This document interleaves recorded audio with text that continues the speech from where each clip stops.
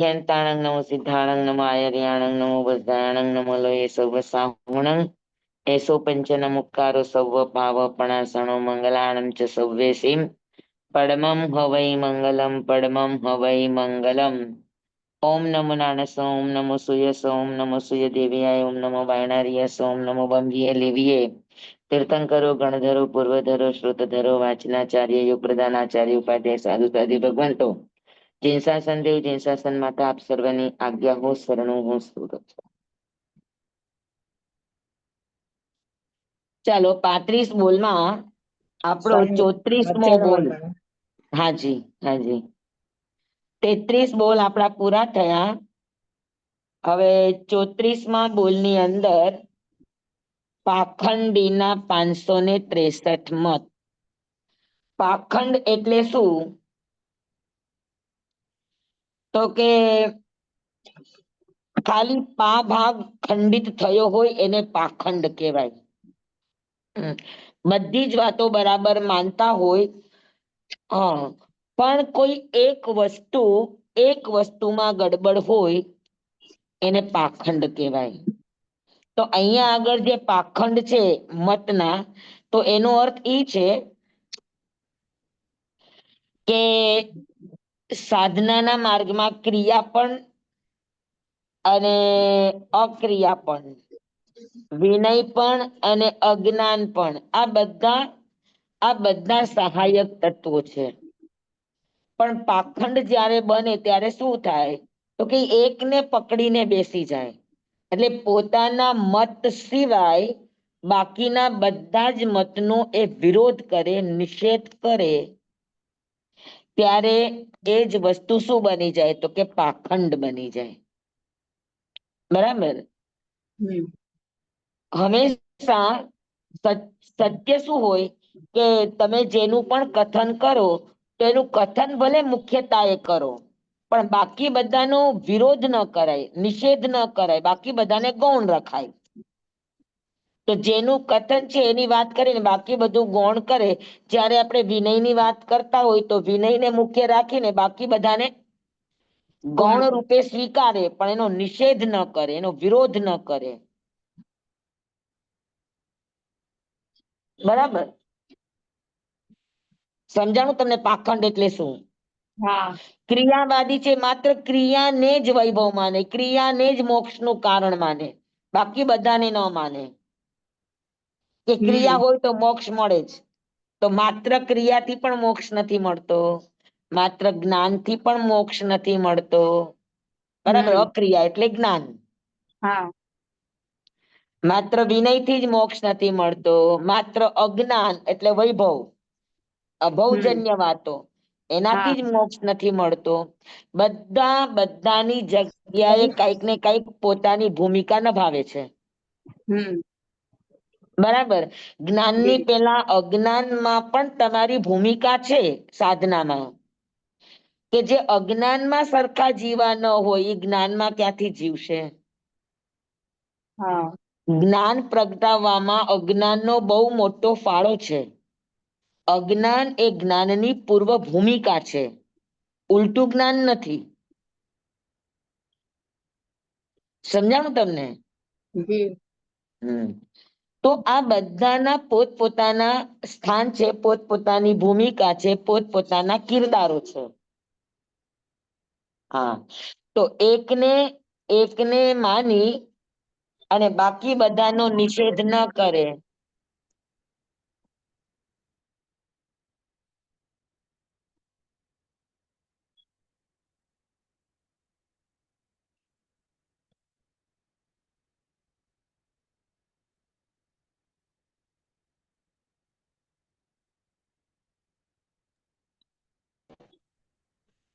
સંગીત સમજાણું બધાને? પાખંડ કોને કહેવાય? ક્રિયાવાદી માત્ર ક્રિયાને જ મહત્વ આપે, અક્રિયાવાદી માત્ર જ્ઞાનને જ મહત્વ આપે, વિનયવાદી માત્ર વિનયની ક્રિયાઓને જ મહત્વ આપે, અને અજ્ઞાનવાદી ભૌતિકતાને જ મહત્વ આપે. બાકી બધાનો એ વિરોધ કરે, નિષેધ કરે, અપલાપ કરે. એટલે એ બધી જ ચીજો શું બની જાય? તો કે બધી ચીજો પાખંડ બની જાય. સમજાણું? હવે ક્રિયાવાદીના 180 ભેદ છે, અક્રિયાવાદીના 84 ભેદ છે, વિનયવાદીના 32 ભેદ છે અને અજ્ઞાનવાદીના 67 ભેદ છે. તો તમારે આ બધા ભેદો શીખવા છે કે આમાં બહુ શીખવા જેવું કઈ છે નહીં? ખાલી ઉપર ઉપરથી 180 ભેદ એટલે કેવી રીતે? એટલે આમાં શું છે કે ઘણા એમ માનતા હોય કે ક્રિયાવાદી એમ માનતા હોય કે ઈશ્વર કરે એ જ સાચું, હા, કારણ કે ભવિતવ્યતા હોય એ જ સાચું. બરાબર? કેમ કે ક્રિયાવાદી છે એ અસ્થિને માને, અસ્તિત્વને માને, આત્માની અસ્થિને માને. હને તો એ અસ્થિને લઈને જીવ દ્રવ્ય, અજીવ દ્રવ્ય, પુણ્ય પાપ વગેરે 9 જે તત્વો છે, હા, એ 9 તત્વની અંદર ક્રિયાવાદી છે એ નિયતિ, ભવિતવ્યતા, ઘણા એમ માને કે નિયતિ, ભવિતવ્યતા, તો કે ઘણા એમ કે ના સ્વભાવ હોય તો જ કામ થાય, સ્વભાવ વગર કામ ન થાય. સમજાણું તમને? તો આવા ભેદો છે. તમારે અગર 180 ભેદ ને આ 363 પાખંડના ભેદો સમજવા હશે તો મારે એક વખત જોવા પડશે. મને હા, પણ હોય આ રીતના જ ભેદો. આવ્યું ધ્યાનમાં? હા. અક્રિયાવાદી નાસ્તીને માને કે ક્રિયાની જરૂર નથી, કઈ આ નથી, આ નથી, આ નથી, આ નથી. હા, જીવ નથી, અજીવ નથી, એ રીતનું માને. એટલે જ્ઞાનને માને કે આવું કઈ સમજવાની જરૂર નથી, બસ ખાલી જ્ઞાન ભણો તો એનાથી પણ તમને મોક્ષ મળી જાય, સમજી લ્યો એનાથી પણ તમને મોક્ષ મળી જાય. તો ખાલી સમજવાથી પણ નથી મળતું, ખાલી ક્રિયાથી જ નથી મળતું. જ્ઞાન ક્રિયાભ્યામ મોક્ષ, જ્ઞાન અને ક્રિયા બેનો સમન્વય થાય તો જ મોક્ષનો માર્ગ બને ને તો જ તમે મોક્ષ સુધી પહોંચી શકો. કોઈ પણ એક માર્ગને તમે એકાંત રૂપે સ્વીકારો એટલે અભિગ્રહિક મિથ્યાત્વ બની જાય.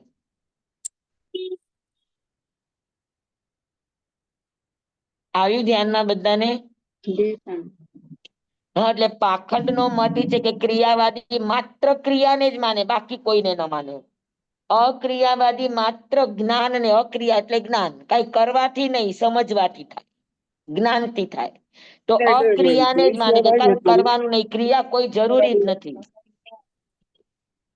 વિનયવાદી એમ માને કે બસ જે કોઈ પણ હોય, સાચા હોય, સમ્યક હોય કે મિથ્યા હોય, જે પણ હોય, બસ બધાને વંદન કરો, બધાને પ્રણામ કરો, બધાને ઝૂકો. પછી પથ્થર હોય તો ઝૂકવાનું, નાના નાના જીવો હોય તો એને ઝૂકવાનું. આખા જગતમાં ભગવત સ્વરૂપ છે, બધાનો વિનય કરો, તો એ વિનયને જ પ્રભુત્વ આપે. અજ્ઞાનવાદી છે, ભૌતિકતાને જ મહત્વ આપે. અને કે ભાઈ મનુષ્યનું જીવન મળ્યું છે, ખાઈ પીને જલસા કરો, આ બહુ મીઠો તો પર બહુ કોણે દીઠો. અને તો એને મહત્વ આપે. તો ઈ એકને જ મહત્વ આપે. જે પાખંડનો અર્થ એ છે કે જેટલા પણ આપણે આ 4 છે, ક્રિયા, અક્રિયા, વિનય અને અજ્ઞાન, એ માત્ર પોતાના મતનો જ સ્વીકાર કરે ને બાકી બધા મતનો નિષેધ કરે, એટલે એને પાખંડ કહેવાય. પોતે ક્રિયાનો આગ્રહ રાખતા હોય પણ અક્રિયાનો નિષેધ ન કરતા હોય તો એ પાખંડ ન બને. સમજાણું તમને? જો તમારે ભેદ શીખવા હશે તો આપણે નેક્સ્ટ ક્લાસની અંદર હું બરાબર એના ભેદો કયા કયા છે પ્રોપર મારે તમને ગણાવવા હોય તો મને એનું પ્રોપર હોવું જોઈએ. મને છૂટું છવાયું છે તમને પ્રોપર ગણાવવા માટે. એમાં 9 તત્વ છે, ક્યાંક 7 તત્વ છે, પોતાને માટે, બીજાને માટે, નિત્ય, અનિત્ય, આવા ઘણા બધા ભેદો લાગુ પડે. તો તો જ્યાં સુધી મારા ઈ ભેદો એકદમ પ્રોપર ન મને બધાના થાય તો હું તમને કરાવું તો ક્યાંક ને ક્યાંક આપણે અટકી જઈએ. હા હા અને આપણે સમજ જો તમારે 363 સમજવા હશે તો સમજશું આપણે ચોક્કસ, તો એ હા આગલા ક્લાસમાં લેશું. ઓકે સ્વામી ચાલશે.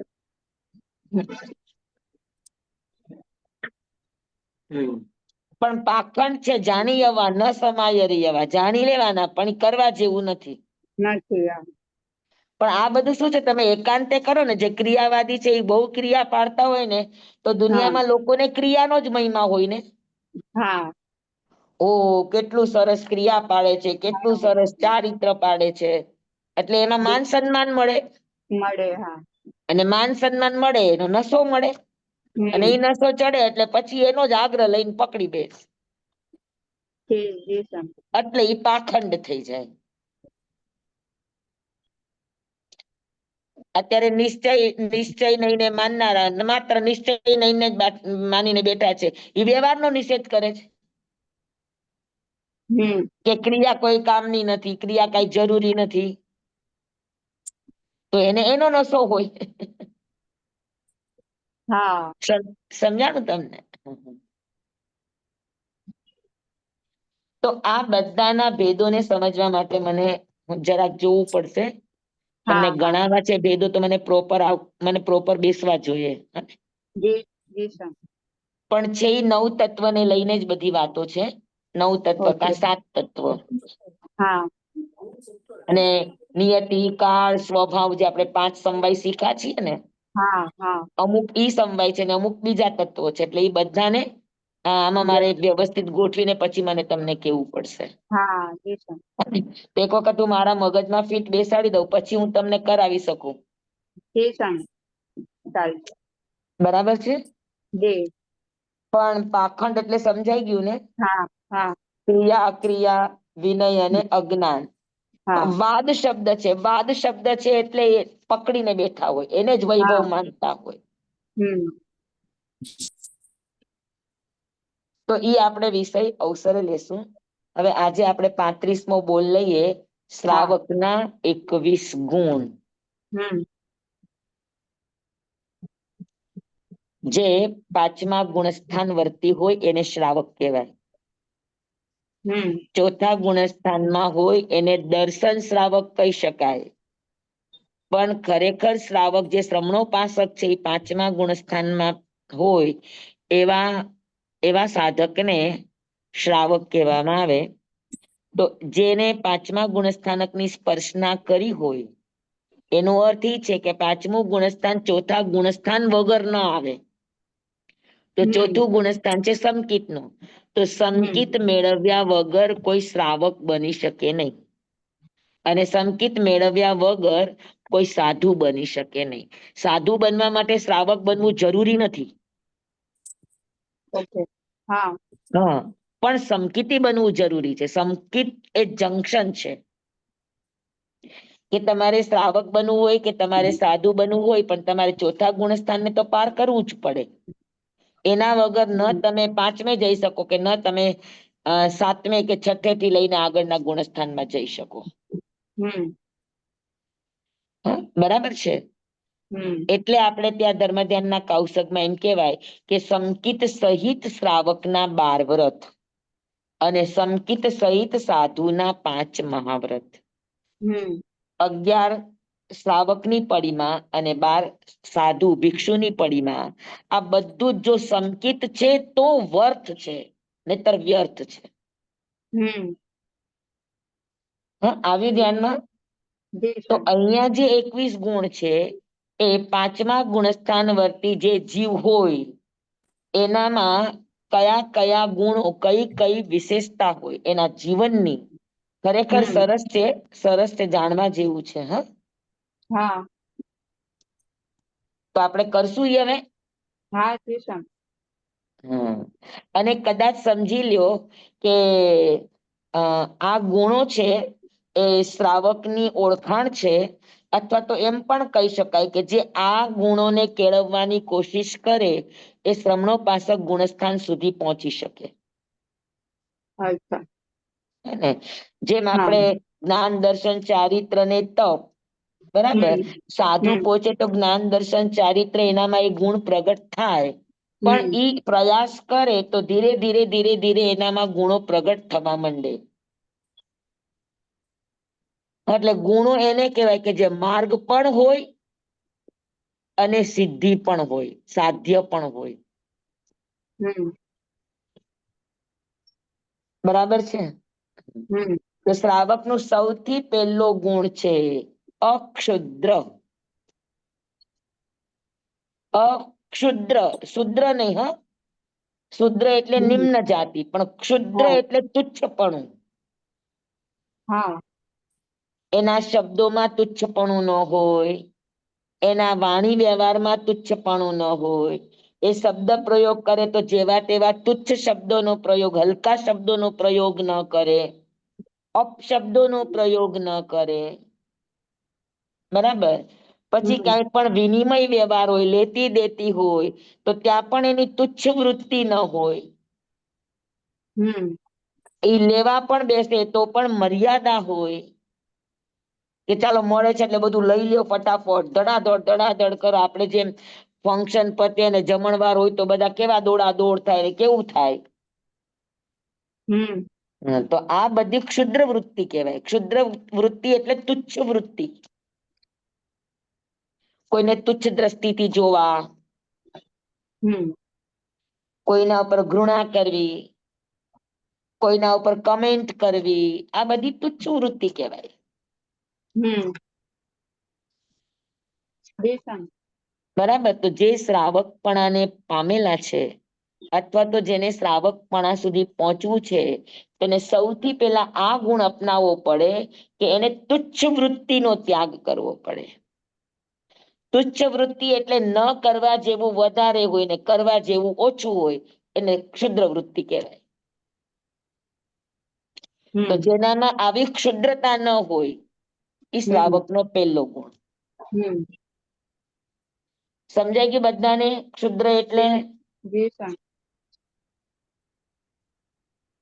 શૂદ્ર ઈ જાતિ છે ને ક્ષુદ્ર ઈ વૃત્તિ છે. એક મિનિટ લખો એટલે તમને ખ્યાલ આવે.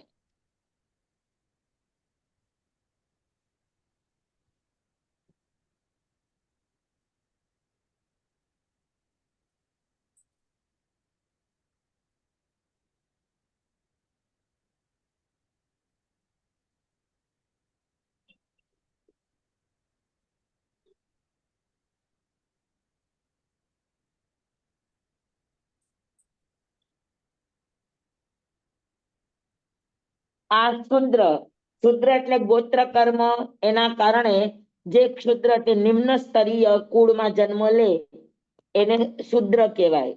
નીચ કુળમાં હમ જન્મ થવો આ શુદ્ર કહેવાય.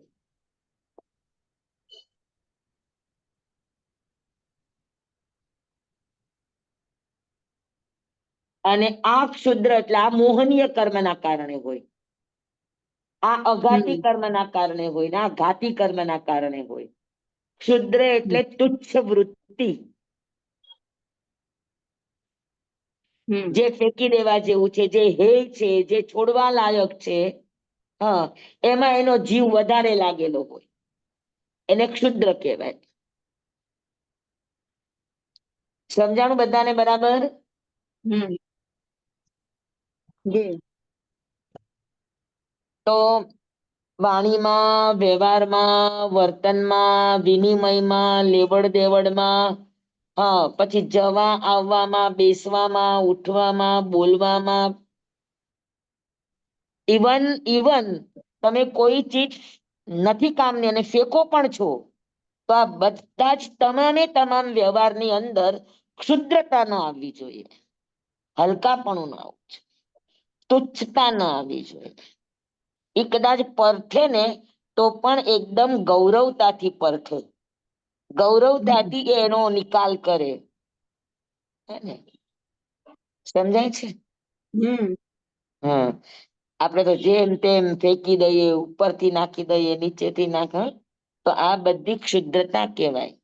જે કોઈને માટે પણ નુકસાનકારી હોય, કોઈને પણ અભદ્ર લાગે, એવી કોઈ પણ વાત તમે શબ્દો હોય, પછી વિચાર હોય, શબ્દ હોય કે વર્તન હોય કે તમારો કોઈ પણ વ્યવહાર હોય કે જે અભદ્રતા લાગે, એ બધા જ વ્યવહારને કહેવાય ક્ષુદ્રપણું. હા, તો શ્રાવકનો પેલો ગુણ છે કે જેનામાં ક્ષુદ્રપણું ન હોય, એટલે જે અક્ષુદ્ર હોય, હમ તુચ્છતાની વૃત્તિથી રહિત હોય, એની વૃત્તિ તુચ્છ ન હોય. હા, એ કદાચ ગરીબ હોઈ શકે પણ તુચ્છ ન હોય. હમ એ કદાચ ગરીબ હોઈ શકે પણ એ દરિદ્ર ન હોય. ગરીબ એ પાપનો ઉદય છે, પણ દરિદ્રતા એ મોહનીય કર્મના કારણે હોય. દરિદ્રતા એ વૃત્તિ છે. ઘણા કરોડપતિ હોય પણ છતાંય જેમ કે મમ્મણ શેઠ, હમ ક્યાંય પણ દેવાતું હોય તો ઉભા રહી જાય, કરોડપતિ, અબજોપતિ, તોય તો ઘણા પૈસે ટકે બરાબર હોય પણ એની વૃત્તિ જ બરાબર ન હોય. દેખાણ. જ્યાં દેવાતું હોય, લેવાતું હોય ત્યાં પોતાના બધા જ પોતાના બધા ગૌરવને ભૂલી અને એક નાના વ્યક્તિ જેવું કામ કરી નાખે, તો આ બધાને કહેવાય ક્ષુદ્ર વૃત્તિ. બધાને બેસી ગયું બરાબર? દેખાણ. હા, અને આપણે બોલચાલની ભાષામાં કહીએ તો નાદાનિયત, બચ્ચાપણું, હમ હમ બાળપણું, આ બધું ક્ષુદ્ર કહેવાય. ઓકે? હમ તો શ્રાવકનો સૌથી પહેલો ગુણ છે, સૌથી પહેલો ગુણ છે કે એના વાણી, વિચાર અને વર્તન, આ તમામની અંદર શું હોય કે ક્ષુદ્રતા ન હોય, હમ તુચ્છતા ન હોય, ગૌરવ હોય. હમ બેસી ગયું બરાબર? દેખાણ. પછી બીજું છે યશવંત હોય. એક વાત ધ્યાન રાખવાની કે પેલું ગુણસ્થાન જેનું પણ છૂટે એનો અપયશ ચાલ્યો જાય. કદાચ કોઈ શ્રાવક ઉપર કે કોઈ સાધુ ઉપર આળ આવી શકે, પણ એ આળની સામે કોઈ પ્રતિક્રિયા ન કરે, પછી શ્રાવક હોય કે સાધુ હોય. અને એના આ સ્વભાવના કારણે શું થાય તો કે જે પણ આડ એના ઉપર આવ્યું હોય, ઈ આડ જેટલા વિશાળ ભાવે એની નિંદા થતી હોય, એનો અપયશ થતો હોય, એટલા એનાથી પણ વધારે ભાવથી એનો યશ ફેલાઈ જાય, એ ટકે નહીં. બરાબર? તો શ્રાવક ઉપર હમ કદાચ કોઈક આંગળી ચિંદામણા જેવું નામ થઈ જાય, અગર એ શ્રાવક છે, પાંચમા ગુણસ્થાનમાં છે, તો એનો અપયશ ટકે નહીં. અપયશ જેટલો વધારે એટલો જ એનો યશ એની કરતા અનેક ગુણો વધીને સામે આવે, અને બહુ નજીકના જ ભવિષ્યમાં, લાંબો ન ચાલે. પણ એ ક્યાંય સાચ કબૂલા કરવા જાય કે ક્યાંય પ્રૂવ કરવા ન જાય, એટલે એનો આ યશ વધે. સમજાણું? એટલે બીજો ગુણ છે યશવંત હોય. હમ અને યશવંત એટલા માટે હોય કે આપણે, મેં તમને શીખડાયું જ કે નથી શીખડાયું ખબર નહીં, પણ શ્રાવકના આ ગુણ છે. આ મેં તમને કરાવ્યું જ કે નથી કરાવ્યું મને એકદમ યાદ નથી. ના, નથી કરાવ્યું. આ છે સર્વાર્થ સિદ્ધ મુહૂર્તમાં ઉઠનારા હોય. શરૂઆત સિદ્ધ મુહૂર્ત. હા, એમાં ઉઠનારા હોય. પછી વિચ્છેદીય બહુર ભટ્ટ હોય. મતલબ? હા, પછી અવંગુય દારયે હોય. અને મેઢીભૂત હોય. આ શ્રાવકના આગમના 4 વિશેષણ છે. કે શ્રાવકનું ઘર કોને કહેવાય તો કે જેના ઘરમાં આ 4 ગુણ હોય, એ શ્રાવકનું ઘર કહેવાય. અને આ યશના 4 ગુણ છે. યશ આ 4 ના કારણે એને મળે. પેલું સર્વાર્થ સિદ્ધ મુહૂર્તમાં ઉઠનારા હોય. એટલે સૂર્યોદય પહેલા 96 મિનિટ પહેલા ઈ પથારી છોડી દેનારા હોય, 1.5 કલાક પહેલા. બરાબર? હા, 90 મિનિટ પહેલા. એટલે આપણે બ્રહ્મ મુહૂર્ત જોઈએ જ ને? બ્રહ્મ મુહૂર્ત કરતા આ થોડુંક પાછળથી આવે. બ્રહ્મ મુહૂર્ત તો લગભગ 3:45 ની આસપાસ શરૂ થઈ જાય. હા. હા, અને સૂર્યોદય વહેલો થતો હોય તો બ્રહ્મ મુહૂર્ત 3:30 ની આસપાસ શરૂ થઈ જતું હોય. જ્યારે સર્વાર્થ સિદ્ધ મુહૂર્ત એ બ્રહ્મ મુહૂર્તનો છેવાડાનો ભાગ છે. અચ્છા. એક દિવસ અને રાત્રિના 30 મુહૂર્ત હોય. મુહૂર્ત એટલે 48 મિનિટ. હા. તો આખા 24 કલાકના 48 થી ભાગ કરો તો કેટલા ભાગ થાય? 30 ભાગ થાય. તો 30 ભાગમાં જે 29મું મુહૂર્ત છે એને સર્વાર્થ સિદ્ધ મુહૂર્ત કહેવાય. અને સૂર્યોદય પહેલા 48 મિનિટ એ સંધ્યા કાળ છે. અને એની પહેલાની 48 મિનિટ એ સર્વાર્થ સિદ્ધ મુહૂર્ત છે. ઓકે. એટલે 48 ને 48 એટલે આમ 48. સમથિંગ 90 મિનિટ ઉપર. હા હા, 1.5 કલાક જેવું. બરાબર? તો આ કાળ સર્વાર્થ સિદ્ધ મુહૂર્ત નો છે. બરાબર? તો સર્વાર્થ સિદ્ધ મુહૂર્તે ઉઠે અને ઉઠીને આપણે ત્યાં નિયમ હોય કે ઉઠીને સીધા કોઈ કામે ન લાગે. ઉઠીને સૌ પહેલા પોતાના ઈષ્ટદેવનું સ્મરણ કરતા હોય, નવકાર મંત્ર ગણતા હોય, બરાબર? કૌશક કરતા હોય, ધ્યાન કરતા હોય, કોઈ સદભાવના કરતા હોય. તો એ મુહૂર્તમાં તમે જે ભાવના કરો, જે ઈચ્છા કરો, આખો દિવસ તમારો કઈ રીતે પસાર થાય એ માટે તમારે ભાવના કરવી હોય તો એ મુહૂર્તમાં કરેલું જે કંઈ પણ કામ છે એ બધું તમને 100% સિદ્ધિ અપાવે. ઓકે. એ તમારું સફળ બને ને બને. એટલે જ એનું નામ છે સર્વાર્થ. બધા અર્થોને સિદ્ધ કરનારું મુહૂર્ત એને કહેવાય સર્વાર્થ સિદ્ધ મુહૂર્ત. સમજાણું? હા. હવે સર્વાર્થ સિદ્ધ મુહૂર્તમાં ઉઠતા હોય તો સીધું એક સામાન્ય નિયમ છે કે જે સવારે ઉઠીને આવા સારા વિચાર કરતો હોય, આવા સારા ભાવ કરતો હોય, આવું સરસ જીવન જીવતો હોય, પ્રાણાયામ કરતા હોય, યોગા કરતા હોય, બધી જ રીતે શુભ ભાવો કરતા હોય, શુભ પ્રવૃત્તિ કરતા હોય, એના કારણે આખા દિવસની શુભ ઉર્જા એની આજુબાજુ ગોઠવાય છે. એટલે આખો દિવસ પણ એનો કેવો જાય? સરસ જાય એકદમ. સારી સરસ રીતે. જાય. આખો દિવસ એનો સરસ જાય. આખો દિવસ એનો પેનિક ન જાય. હા. અને આખો દિવસ સારો જાય તો એના ઘરમાં સુખ, સમૃદ્ધિ, શાંતિ બધું વધે કે ન વધે? સારા કામ કરશે ઈ જ્યાં પણ જશે તો, અને સારા કામ કરશે તો ત્યાં એનો યશ ફેલાશે. સમજાય છે તમને આ બધી વાતો? હા ને? તો સૌથી પહેલો ગુણ છે યશવંત બનવા માટે સર્વાર્થ સિદ્ધ મુહૂર્તમાં ઉઠવું. અને સૌથી પહેલા બધા જીવો માટે શુભ ભાવના કે ભગવાન શુભ થાવો આ સકલ વિશ્વનું, એવી ભાવના નિત્ય રહે. આખા વિશ્વનું શુભ થાવ, મંગલ થાવ અને કલ્યાણ થાવ, આવી ભાવના ભાવનારા વ્યક્તિનું સૌથી પહેલા કલ્યાણ થાય. જે બીજા માટે શુભની ભાવના ભાવે એનું અકલ્યાણ થાય જ કઈ રીતે? જે બધા માટે સારી વાંછા કરતો હોય તો એનું ખરાબ કોણ વાંચે? તો નિયમ છે તમારી માટે આપણે વ્યક્તિએ કોઈ દિવસ પોતાની માટે નહીં માંગવાનું. સવારે ઉઠીને આખા વિશ્વ સાથે મૈત્રી કરવાની.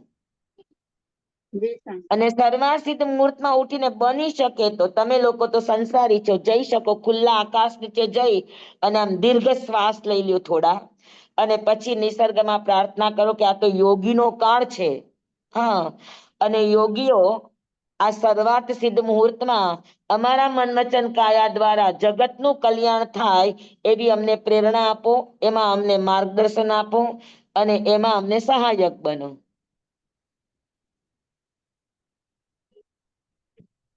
એવી ભાવના કરો. બરાબર છે. થોડા હમ પ્રાણાયામ, થોડા યોગા. કાઈ ન યોગા એટલે શું? તો કે વંદના કરો. દરરોજ સવારે ઉઠીને 108 વંદના, 27 વંદના. કેમ કે વંદના જેવું બીજું કોઈ યોગા નથી. વંદના એટલે સૂર્ય નમસ્કાર. હમ અને યોગામાં સૂર્ય નમસ્કાર ને ધ બેસ્ટ કહેવામાં આવ્યું છે, કે સૂર્ય નમસ્કાર કરો એટલે એમાં લગભગ બધા યોગા આવી ગયા. સિસ્ટમ આસન આવી જાય. બધા આસન, બધા યોગા એટલે શું? શ્વાસ સાથે, ઉપયોગ સાથે કરવામાં આવે તો એને યોગા કહેવાય. હા, નહીતર વ્યાયામ કહેવાય. બરાબર છે. તો આસન હોય કે વ્યાયામ હોય, એની અંદર અગર શ્વાસ ભળેલો છે, ઉપયોગ ભળેલો છે, તો તે આસન અને વ્યાયામ બંને શું બની જાય? તો કે બંને યોગ બની જાય, યોગ બની યોગ જાય. અભ્યાસ બની જાય. હમ આવી ધ્યાનમાં? જી સ્વામી. શુભ ભાવ, શુભ ચિંતન, તો પોતાનું સારું થાય ને જગતનું સારું થાય. હમ અને જગતનું સારું થાય એટલે જગત તમને શું આપશે? યશ આપશે. હમ બરાબર. તો સર્વાર્થ સિદ્ધ મુહૂર્તમાં ઉઠી જવું જોઈએ, સૂર્યોદય પહેલા 90 મિનિટ. હમ બરાબર. હમ તો એને કહેવાય સર્વાર્થ સિદ્ધ મુહૂર્તમાં ઉઠવું. પછી બીજો ગુણ છે વિચ્છડીય બહુર ભટ્ટ પાણે. એના ઘરમાં રસોઈ પ્રચુર માત્રામાં બની હોય. એવી તુચ્છતા ન હોય કે ગણી ગણીને, ઘરમાં જેટલા છે એ ગણી ગણીને જ બનાવે. એના ઘરમાં રસોઈ ખૂબ ભાવથી બને. એવું નથી કે ફેંકી દેવાનું, પણ રસોઈ એટલા ભાવથી બનાવે કે એની બનેલી રસોઈમાં બીજા 10 જણા પણ સમાવા ધારે તો સમાઈ જાય. વસ્તુને લઈને નહીં, એની દિલની અમીરાતને લઈને. વિચ્છડીય બહુર ભટ્ટ પાણીનો અર્થ એ છે કે એના ઘરમાં એટલું વધેલું હોય બધા જમ્યા પછી, કે બીજા આવીને જમી લે તો પણ એનું અનાજ કોઈ દિવસ ખૂટે નહીં. તો અનાજ ખૂટવું નહીં એનો અર્થ છે કે એની અમીરાત હોય. તપ સમ્રાટ ગુરુદેવ, એની એટલી બધી અમીરાત હતી, લોકો એને લબ્ધિ કહેતા હતા, પણ લબ્ધિ નહોતી, આ એના દિલની અમીરાત હતી, આંખની અમીરાત હતી. વસ્તુ જુએ ને તેનામાં તુચ્છતા ના આવે કે અરે રે કાંઈ નથી ને, શું નથી, નામ નથી ને, એવી તુચ્છતા ના આવે. વસ્તુ જોઈ તો કે ઓહો ઘણું ઘણું ઘણું છે. જેને ખાવું એને ભરપૂર દિલ મૂકીને, દિલ એકદમ ખુલ્લું મૂકીને ખવડાવું. ખૂટશે એવો વિચાર નહીં કરવો. અને અમારી નજર સામે અમે જોયેલા કિસ્સા છે કે 1.5 લોટા પાણીમાંથી એને 35 જણાને પાણી પાયા પછી પણ 1.5 લોટો એમનો એમ પડ્યો હોય. વાહ. બરકત આવે, બરકત. બરાબર છે. હમ હા. અને 25 જણના ભોજનમાં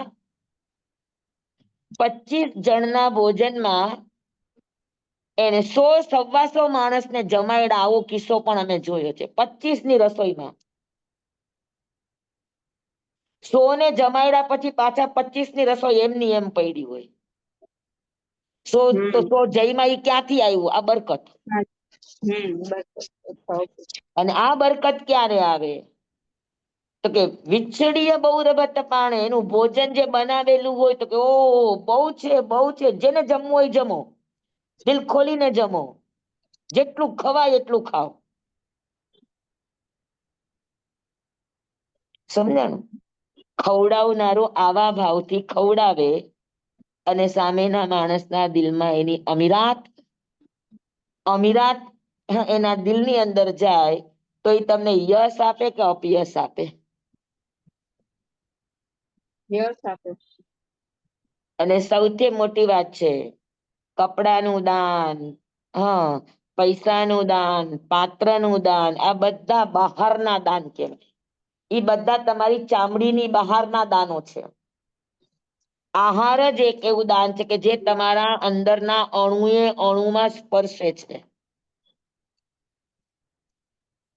અને એની પુનાઈ એટલી મોટી હોય કે તીર્થંકરને આપણા આંગણે અગર કોઈ લાવી શકનારું પુણ્ય હોય તો એ અન્ન પુણ્ય ને પાન પુણ્ય છે. સૌથી મોટું અન્ન પુણ્ય. અન્ન પુણ્ય તીર્થંકર જેવાને પણ તમારા આંગણે એકવાર ખડા કરી દેશે એટલી એનામાં પુનાઈ છે. તો વિછડીએ બહુ રભત પાણી એટલે દરરોજ એના ઘરે બગાડ થતો તો એવું નહીં, પણ એના બનાવેલા ભોજનમાંથી ઘરની વ્યક્તિઓ સિવાય બહારની હજારો વ્યક્તિઓ જમી શકે એટલી એના દિલની વિશાળતા હતી.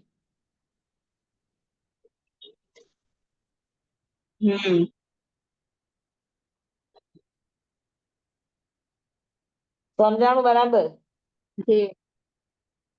તો વિછડીએ બહુ રભત પાણી, આ યશ નું બીજી ચાવી. યશની ત્રીજી ચાવી છે અવંગુએ દારયે. એ લોકોના દરવાજા બધાને માટે 24 કલાક ખુલ્લા હોય. એટલે જે કોઈ આશાએ આવ્યો હોય, જરૂરી નહીં કે એના ઘરે સાધુ જ આવે, જૈનના જ સાધુ આવે એવું નહીં, કોઈ પણ આંગણે આવીને ઉભો રે એ ખાલી હાથે ન જાય. એની જે પણ ઈચ્છા લઈને આવ્યો હોય એની ઈચ્છા પૂરી કરીને જ જાય. એની પેલા ન એને જવા દે એને કહેવાય અવંગુય દારયે. એવો વિચાર ન કરે કે હું આને આપીશ તો મારા પૈસાથી ખરાબ કામ કરશે તો મને પાપ લાગશે, આવો વિચાર ન કરે. દેનારાએ આવો વિચાર કરાય પણ નહીં. સમજાણું? દેનારાએ તો ઉદારથી દેવાનું અને વિચારવાનું કે મારા પૈસાની તાકાત હશે તો એ ખરાબ રસ્તે લઈ જ નહીં જાય. અને કદાચ મારું દીધેલું દાન કદાચ ખરાબ રસ્તે વાપરશે તો સમજી લેવાનું કે તારા પૈસામાં ક્યાંક કચાશ છે, તારા પૈસાની પુનાઈમાં ક્યાંક ઓછાઈ છે, નહીતર આવું ન બને. સમજે છે? એટલી મોટી મોટી વાતો આગમકારોએ આપી છે આપણને કયો. બહુ સુંદર વાતો છે. અવંગુય દારી એટલે જેના દરવાજા બધાને માટે, ગરીબને માટે, ગુરબાને માટે, સાધુને માટે, સંન્યાસીને માટે, વટે માર્ગુને માટે, સગા સંબંધીઓ માટે, આડતિયાઓ માટે અને પોતાના ઘર પરિવાર માટે, પોતાના નોકર ચાકરો માટે, જેના ઘરના દરવાજા 24 કલાક ખુલ્લા હોય. 24 કલાક ખુલ્લા હોય એનો અર્થ છે કે ઘરના દરવાજા રાતના બંધ ન કરે તો કે હોય 24 કલાક ખુલ્લા છે એનો અર્થ છે કે એના હૃદયના દરવાજા 24 કલાક ખુલ્લા હોય. કોઈ એને આંગણે આવીને ઉભો રહ્યો એ અધૂરી ઈચ્છા એ ન જાય અને દાંત એઠો કર્યા વગરનો ન જાય. તો જેના દી હોય એના ઘરે આ બધું હોય. સમજાણું બરાબર? અવંગુય દારયે. અને ત્રીજું છે મેઢીભૂત. મેઢીભૂત નો અર્થ એ છે ઓલું શું કહેવાય, ઓલું બળદ છે ઈ ધાન્ય ઓલા છીલતા અલગ કરે ને ધાન અલગ પાડે ને, તો બળદ ને વચ્ચે ઈ ખડું કહેવાય અને ખડામાં વચ્ચે એક થાંભલો હોય. ઈ થાંભલામાં બળદ ને બાંધે અને પછી બળદ ગોળ ગોળ ગોળ ગોળ ગોળ ગોળ ગોળ ગોળ ફરે અને એની પાછળ ઓલો પથ્થર હોય ઈ ફરે તો અનાજ અને છિલકા અલગ થઈ જાય. તો એ જે વચ્ચે જે પિલર હોય ને એને મેઢી કહેવાય. જેના આધારે બળદ ફરે એને મેઢી કહેવાય. અથવા તો તમે નળિયાના મકાન જોયા હશે કે નળિયાના મકાનમાં આમ આડી પટ્ટી ને ઊભી પટ્ટીઓ, આડી પટ્ટી ને આમ ઊભી પટ્ટીઓ હોય. અને પટ્ટીઓ જેના આધારે એને આ ઘરમાં નાખી હોય છત ઉપર, ઈ જે વચ્ચેનો ભાગ હોય નળિયાનો, આમ બે આમ ઉતરતો ભાગ પણ જે વચ્ચેનો ભાગ હોય ઉપરનો એને મેઢી કહેવાય. જેના ઉપર આખા ઘરની છત આધાર હોય એને મેઢી કહેવાય. સમજાણું બરાબર?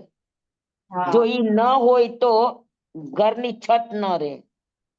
તો એ સમાજમાં શ્રાવકોના જીવન કેવા હતા? તો કે મેઢીભૂત, બધાને માટે કેન્દ્ર, ઓલા થાંભલાની જેમ. અથવા તો મેઢી એટલે બધાને માટે મુખ્ય, એના આધારે આજુબાજુના તમામ વ્યક્તિઓ જોડાયેલા હોય.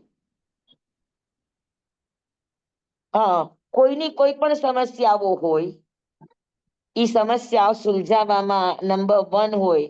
પછી કોઈને પોતાની રીતે મદદ કરે, કોઈને બુદ્ધિથી મદદ કરે, કોઈના ઝઘડા સુલટાવે. હા, કોઈના ઘરના ઝઘડા હોય, પતિ પત્ની વચ્ચે ઝઘડા હોય તો સ્ત્રીઓ પણ વિશ્વાસ પૂર્વક જેને પોતાના દિલની વાત ને પોતાના ધણીની વાત કરી શકે. રાજા જે વાત પોતાના રાણીને, પોતાના મંત્રીને કે પોતાના વિશ્વાસુને ન કરે, મિત્રને ન કરે, એવી વાત ઈ જેને પણ ખુલ્લા દિલથી કહી શકતા હોય અને એમાંથી સમાધાન મેળવતા હોય, એને મેઢીભૂત કહેવાય. બરાબર? તો જે બધાની માટે આ સમાધાન કરતા હોય, બધાને માટે કેન્દ્ર સમાન હોય, તેનો યશ હોય કે ન હોય? હોય. સમજાય છે? એટલે યશવંત બનવું હોય તો આ કામ કરવાના. જી સ્વામી. પેલા તમારે સ્વસ્થ બનવા માટે સર્વાર્થ સિદ્ધ મુહૂર્તમાં ઉઠવાનું, સારા ભાવ કરવાના, સારા વિચાર કરવાના. પછી રોટલો મોટો રાખવાનો. પછી દિલના દરવાજા બધાને માટે આવકારવા તૈયાર હોવા રાખવાના. અને પછી બધાને સહાયભૂત બનવાના, ભાવ રાખવાના. હા, કોઈને વિચારથી, કોઈને મનથી, કોઈને શબ્દથી, કોઈને જરૂરિયાતથી, કોઈને ધનથી, કોઈને ધાન્યથી, જેને જે જે જરૂરિયાતો છે એનાથી એના જીવનને સુખી બનાવવાનું, સમરસ બનાવવાના પ્રયત્ન કરવાના, મેઢીભૂત બનવાની કોશિશ કરવાની. તો આ 4 ગુણ જેનામાં હોય, એ શ્રાવકનો બીજો ગુણ કયો હોય? તો કે યશવંત. જી સ્વામી. શ્રાવક એ કેવા હોય? તો કે યશવંત હોય. હા, એનો અભ્યાસ ક્યારે કદાચ કોઈ એના ઉપર કાદવ ઉછાળવાની કોશિશ કરે, પણ એના ઉપર કાદવ કોઈ ઉછાળી ન શકે, એવું જેનું અસ્તિત્વ હોય, એને કહેવાય યશવાન. સમજાય ગયું બધાને? યશવાન બનવા શું શું કરવાનું? કેમ જીવવાનું? સવારે સવારથી સમય ઉઠવાનું. બોલો બધા. સવાર સીધા મુહૂર્તમાં ઉઠવાનું. સરવાર સિદ્ધ મુહૂર્તમાં ઉઠવાનું. યશ. બીજું? સારી ભાવના કરવાની. જે આપણા ઘરે આવે એને પ્રેમથી જમાડવાના. અમીરાથી હા, રોટલો મોટો રાખવાનો. પછી 24 કલાક ઘરના દરવાજા બધાને અને આવકાર આપવાનો. જમાડતા કચું કચું નહીં કરવાનું. જમતા હોય તો એની થાળીમાં નહીં જોવાનું કેટલું ખાધું. હા, ખુલ્લા દિલથી ખવડાવવાનું. પછી ત્રીજું, બધાને આવકાર મીઠો આપવાનો. હા, બધાને માટે એના દિલના દરવાજા, ઘરના દરવાજા 24 કલાક ખુલ્લા હોય, કોઈને સંકોચ ના થાય. અને ચોથું, શુભ ભાવના ભાવવાની. કેન્દ્ર સમાન હોય, જે બધાના પ્રોબ્લેમ સોલ્વ કરી આપે. બધાના માટે ઈ કેન્દ્ર સમાન બનીને જીવે. આ બધી મોટાઈ છે. હા, કેટલાય વ્યક્તિના નબળા સમય આવતા હોય. કોઈના પૈસાથી નબળો સમય આવતો હોય, કોઈનો સંબંધોથી નબળો સમય આવતો હોય, કોઈના ઘરમાં દુર્ઘટનાથી નબળો સમય આવતો હોય. તો એ બધાના નબળા સમય સાચવી લે. પછી ત્યાં એવું ના બેસવા માંડે કે એ તો મારા ઘરે આવતો નથી, મારે એનું શું કામ કરવાની જરૂર છે? એ તો મારી સાથે આવું રહેતો હતો, તો મારે શું કામ એની માટે સારું કરવાનું? આવા વિચાર કરે એ યશવાન ન બની શકે. હા, સામે વાળાએ જે કર્યું એના કર્મ છે, એનું ભાગ્ય છે. અને એવું કર્યું તો એટલે જ તો એને આ બધી તકલીફો આવી. તો એના સમયને સાચવી લે તો તમારા જીવનમાં આવી કોઈ દિવસ ઘટના ન ઘટે. જી સ્વામી. સમજાય છે? હા, તો આ બધું મેં તમને અજ્ઞાનવાદ કીધું ને, અજ્ઞાનવાદમાં આ બધું આવે કે આવી રીતે સરસ જીવો તો એનો અજ્ઞાનવાદ પણ ધન્ય બની જાય. હા, એનું ભવજન્ય વાતો પણ બધી ધન્ય બની જાય. અને એ બધાને માટે એક આઈડલ, આદર્શ બની જાય. બરાબર. તો પેલો ગુણ અક્ષુદ્ર, બીજો ગુણ છે યશવંત. હા, એમને એમ યશ ન મળે. હા ગામમાં મોટા મોટા કામ કરે ને ઘરમાં બધાને રોવડાવતો ફરે. હા, ગામમાં કોઈને સહાયતા દેવા જાય ને ઘરમાં કોઈનું ધ્યાન ન રાખે. તો આ બધા શોકેસ ના કામ કહેવાય, દુનિયાને દેખાડવાના. એનાથી યશ ન મળે. સૌથી પેલા યશ ઘરના આપે, પછી બહાર ના આપે, તોય યશવાન થાય. બરાબર. જી સ્વામી. તો પેલો ગુણ અક્ષુદ્ર, બીજો ગુણ યશવંત, બધાને સમજાઈ ગયું? જી સ્વામી, એકદમ મસ્ત. કરી શકીએ એવું છે આ બધું. હા, આપણે કરી શકીએ આવું બધું. અને આ સમજવા માટે આવું, અને આ બધું તમે કરશો ને તો તમારે અધ્યાત્મ તમારા જીવનમાં ઓટોમેટિક આવવા માંડશે. તમે જોજો, મને કેજો હા કે જે આવા ગુણથી જીવે ને એના જીવનમાં અધ્યાત્મ ઓટોમેટિક આવે. અધ્યાત્મ માટે ને વાંચન કરવાની જરૂર નથી. હા, અધ્યાત્મ માટે ને ચોપડા ઉથલાવવાની જરૂર નથી. અધ્યાત્મને નાભીમાંથી જગાડવાનો છે. અને જી આવા સ્વામી. બધા ગુણ જીવો તો નાભીમાંથી અધ્યાત્મ જાગે. સમજાય? જી સ્વામી. હા, ત્રીજો ગુણ છે સૌમ્ય પ્રકૃતિ. બહુ ઉભી થઈને વાત કરને. સૌમ્ય પ્રકૃતિ. સૌમ્ય પ્રકૃતિનો અર્થ છે કે એ દેખાવથી પણ સૌમ્ય હોય. એકદમ આપણે લાગે કે એકદમ નરમ ગરીબ ગાય જેવા, એના મોઢા ઉપર પણ એકદમ સૌમ્યતા, કોમળતા લાગે. બરાબર. અને એની પ્રકૃતિ પણ સૌમ્ય હોય. આમ આવ્યા નથી ને વડકું નાખ્યું નથી, આવ્યા નથી ને ઉધડો લીધો નથી, કોઈએ કઈ વાત કરી નથી ને આપણે એને શબ્દોથી વધાવ્યા નથી, આવી નહીં બસ. એના શબ્દોમાં કોઈએ વાત કરી તો પણ એનો સૌમ્યતાથી ઉત્તર, કોઈ ઘરમાં આવ્યા તો એનો સૌમ્યતાથી આવકાર. એના મોઢામાં, એની આંખમાં, એના વર્તનમાં તમને ક્યાંય કરડાઈ ન આવે. હા, આવનારને સંકોચ ન થાય કે આપણે અહીંયા ક્યાં આવી પડ્યા. કેનરને ગિલ્ટી કોન્શિયસ ન થાય કે આપણે ક્યાં આને કીધું, ન કીધું હોત તો સારું હતું. બરાબર. એને કહેવાય સૌમ્ય. હા, સૌમ્ય એટલે કોમળ, સૌમ્ય એટલે નમ્ર, સૌમ્ય એટલે વિનીત, સૌમ્ય એટલે સરળ. હા, સૌમ્યના આ બધા અર્થ થાય. સૌમ્ય એટલે નિરભિમાન, જેના ભાવોમાં કોમળતા હોય, જેના હૃદયમાં કોમળતા હોય, જેની આંખોમાં કોમળતા હોય, એનામાં સૌમ્યતા હોય.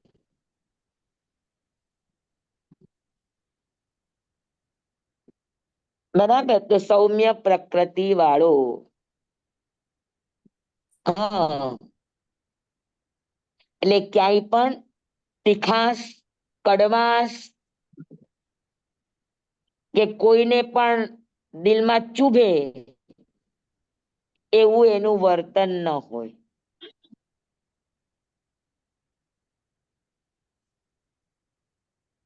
એટલે દેખાવમાં પણ સૌમ્ય હોય અને પ્રકૃતિથી, સ્વભાવથી પણ કઠોર ન હોય, સૌમ્ય હોય.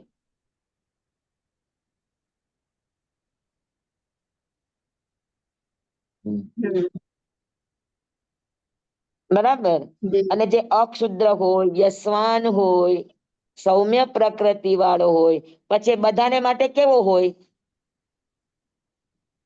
યશવાન બધાને હોય. માટે માનીતો ગમતો હોય કે અણગમતો હોય? માનીતો હોય. પ્રિય હોય.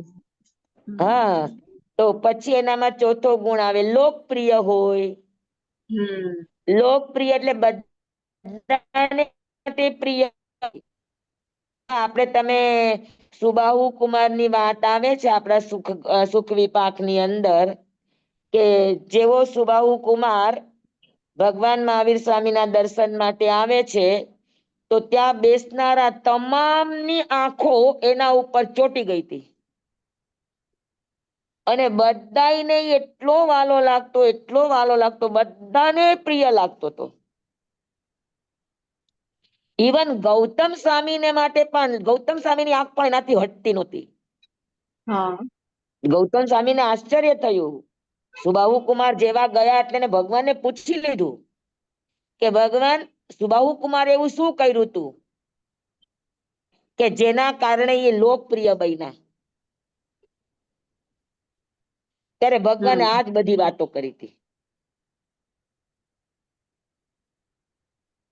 સમજાણું? મેં જે તમને કીધું ને, સરવાર સિદ્ધ મુહૂર્તમાં ઉઠવું, અવંગુય દારયે વિચળ્ય બહુરભટ્ટ પાણે, આ જે પણ વાતો કરી, અને આ શ્રાવકના જે 21 ગુણ છે એની વાત કરી, કે એના કારણે એ અત્યારે બધાનો માટે લાડકો, લોકપ્રિય છે. હા, જી સ્વામી. તો આપણે તો બધાયને વાલા બનવું કોને નો ગમે? ગમે ને, મને તો બહુ ગમે.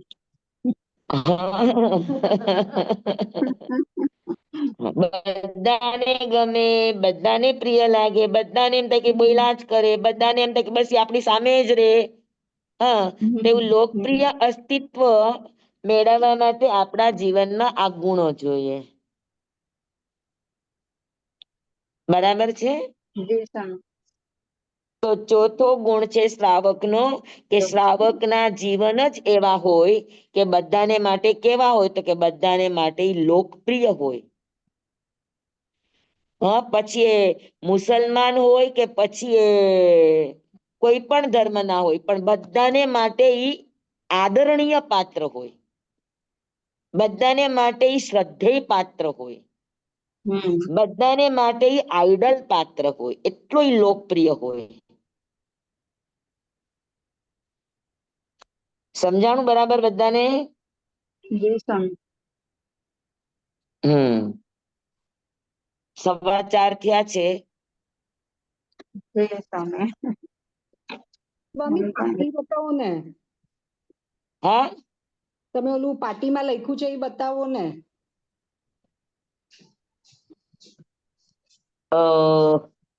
એક મિનિટ, થોડુંક ભૂસાઈ ગયું છે, લખીને કહું. હં.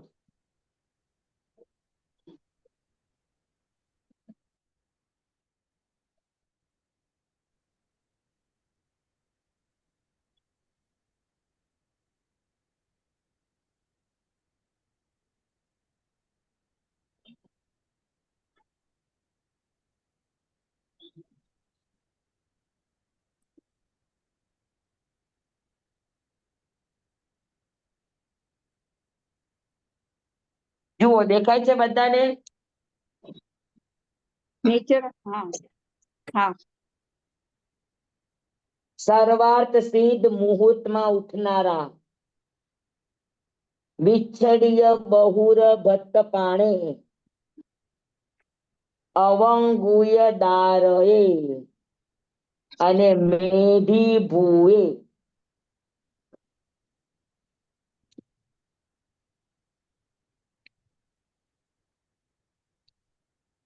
મેઢીનો અર્થ ઉપર થાય ને, મેઢી ઉપર છે આપણે કહીએ ને. બાજુમાં ટંકી તો મૂકીને જાતું. પાછળ સામે હોય હજુ બાજુમાં હોય તો ધ્યાન. હા સ્વામી. હા, બોલો. સ્વામી, મેઢીનો અર્થ તમે આ હા, ઉપરનું કીધું, પણ આમ તો ગચ્ચી ઉપર થાય ને, કે મેઢીએ ગ્લાસ, મેઢીએ સામાન છે. મેઢી એટલે ઓલી શું કહેવાય, એને શું હા કહેવાય ઈ તમે કીધું બીબાઈ? તમે કીધું એ સમજી હું, પણ આમ તો મેઢીમાં આપણે આવી રીતે વાપરીએ ને ના શબ્દ. મેડી આવે ડ આવે ને. મેડી નહીં, મેઢી. ડ નહીં, હમ. ઢ. અચ્છા નળિયાનો જે વચ્ચેનો ભાગ હોય ને એને મેઢી કહેવાય. અચ્છા. મેડી એટલે પેલો માળ, મેડી નહીં.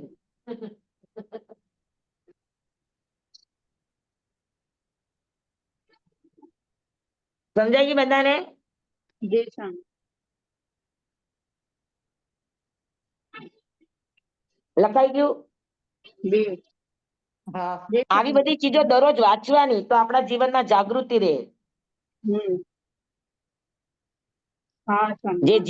જીવનને બનાવનારી ચીજ હોય ને એનું દરરોજ પુનરાવર્તન કરવાનું. ચાલો ભલે. જી સ્વામી. જમવાઈદમચ્ચામિનમિન કરમચક્કરમ પયહિનમિનયહિનમ જોગહિનમ ગોસહિનમ સટ્ટુદીનમ દુટ્ટુ પડીચ્યમ કાલે કૌ સજ્જાઓ કાલે ન કૌ સજ્જાઓ સજ્જાએ સજ્જાયમ સજ્જાએ ન સજ્જાયમ. ભણતા ગણતા ચિંતવતા વિચારતા સુણતા સાંભળતા જ્ઞાનીઓના અનંત અનંત ભાવો છે, અનંત અનંત પર્યવો છે, અનંત અનંત ગમા છે, અનંત અનંત નહીં છે, અનંત અનંત નિક્ષેપ છે, અનંત અનંત રહસ્ય છે, અનંત અનંત ખુલાસાઓ છે. આમાંથી કોઈ પણ ભાવ ભેદ નહીં, નિક્ષેપ ગમા રહસ્ય ખુલાસામાં કોઈ પણ સ્ખલના થઈ હોય તો અરિયંશિત કેવડી ગુરુ ભગવાન આપની સાક્ષી આત્મા પરમાત્માની સાક્ષીએ તસ્મે છામે. આપણાથી બીજા ગુણ સારા કેળવાય કે ન કેળવાય, પણ અક્ષુદ્ર વૃત્તિ કેળવવાની કોશિશ કરવાની. જી કે જી ક્યાંય સ્વામી. પણ નાનું દિલ, હલકું દિલ નહીં કરવાનું. હમ એ એક આવે તો પણ ઘણું છે. જી સ્વામી. ક્યાંય પણ આપણી આછક લાય, ક્યાંય પણ આપણી તુચ્છતા, ક્યાંય પણ આપણી સંકીર્ણતા, આ બધું ન આવે. ના આવે. જી સ્વામી. ઉદારતા હોય. આમની સામે બહુ બહુ સરસ છે આ બધી વાતો. જીવનમાં ઉતારી શકીએ એવી બધી વાતો છે. મહાપુરુષોએ તો આપણને ઘણું બધું આવી રીતે આપ્યું છે ઉપકાર કરીને. બસ આપણે ખાલી એને જીવવાની કોશિશ ભલે મોડી કરો, પણ એકવાર સમજી લેવાની કોશિશ. સમજી એકવાર લેવાનું. સમજો બધું બરાબર, પછી જેટલું થાય એટલું ધીરે ધીરે કરો. કરવાની ઉતાવળ નહીં કરો, પણ સમજવા પેલા સમજી હા લ્યો ભરપૂર, હે? અને પછી થાય તો કરવાનું, જેટલું થાય એટલું કરવાનું. જી સ્વામી. નમો ધન્યવાદ અરિહંતાણંદ નમો સિદ્ધાણંદ નમો વરિયાણંદ નમો વસાયાણંદ નમો લોય સવ સાહુણંદ. ગુરુદેવની આજ્ઞા શ્રી શ્રી ચતારી મંગલમ અરિહંતા મંગલમ સિદ્ધા મંગલમ સાહુ મંગલમ કેવલી પનત્તો ધમો મંગલમ ચતારી લોગતમા અરિહંતા લોગતમા સિદ્ધા લોગતમા સાહુ લોગતમા કેવલી પનત્તો ધમો લોગતમો ચતારી શરણં પવજ્જામિ અરિહંતે શરણં પવજ્જામિ સિદ્ધે શરણં પવજ્જામિ સાહુ શરણં પવજ્જામિ કેવલી પનત્તં ધમ્મં શરણં પવજ્જામિ. ચાર શરણા ચાર મંગલ ચાર ઉત્તમ કરે છે નર ભવસાગરમાં ન બુડે તે સકલ કર્મનો આણિ અંત મોક્ષ તણા સુખ લહે અનંત ભાવ ધરીને જે ગુણ ગાય તે જીવ તરીને મોક્ષે જાય. સંસારમાં હિ શરણાચાર વર શરણ નહીં કોઈ, જે નર નારી આદરે અક્ષય વિચલ પદવી હોય અંગૂઠે અમૃત વસે. લબ્ધિ તણા ભંડાર શ્રી ગુરુ ગૌતમ સ્વામીજી ભગવાનને સમરીએ તો સદાય મનવાંચિત ફલદાતાર, સદાય મનવાંચિત ફલદાતાર. બોલો ભગવાન મહાવીર સ્વામી કી જય. પૂજ્ય ગુરુદેવ કી જય. જય. આપનો બધાને ખૂબ ખૂબ ખૂબ ખૂબ આભાર. ધન્યવાદ. આપનો ખૂબ ખૂબ આભાર સ્વામી. સ્વામી આપનો ખૂબ ખૂબ આભાર. સ્વામી સાતામાં રહેજો. કાલે સવારે બધાને કાલે ખૂબ ખૂબ સવારે ક્લાસ છે ધન્યવાદ. સ્વામી. હા સવારે હા જી, કાલે સવારે ક્લાસ છે. હમ. જી સ્વામી. કાલે 7:30 વાગે. જી. આનંદ આનંદ આનંદ છે.